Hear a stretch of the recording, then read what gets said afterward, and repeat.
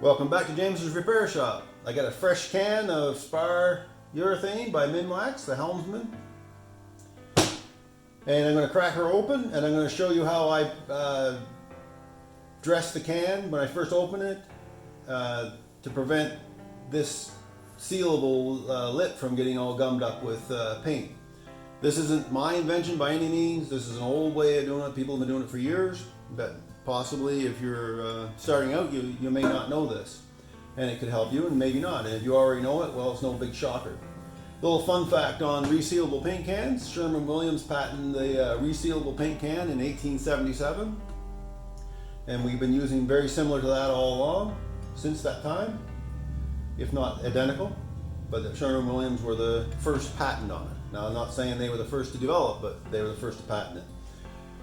So we have an awl here, and I have the paint can opener. We'll use that first, and I have a construction screw and a hammer. So what I do is, and I'll crack the can open, and this is what I do when I first get a new fresh can. I'll pull it open, make sure it's clean around. Wouldn't hurt to blow it out a little bit, just to be sure if you're in a dusty place. Take the lid off, set it aside.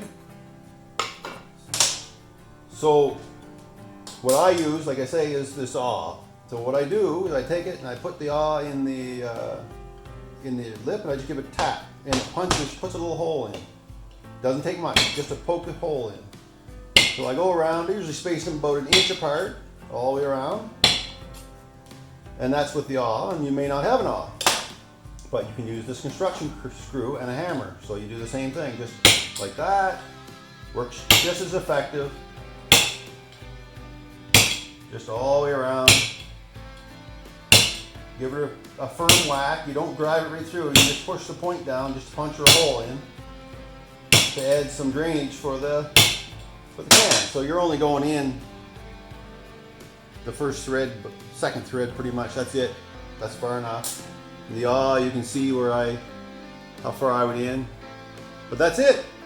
That's my little tip on keeping the top open. I saw my grandfather do it when I was really young, and my dad did it. And you know, there's questions around how long can you store the paint with those holes in there. I don't really know.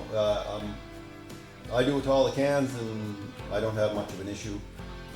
However, it's a good question. Maybe it's a good test. Someone put together, get some brand new cans, puncture one and don't puncture the other, and see how long the product lasts.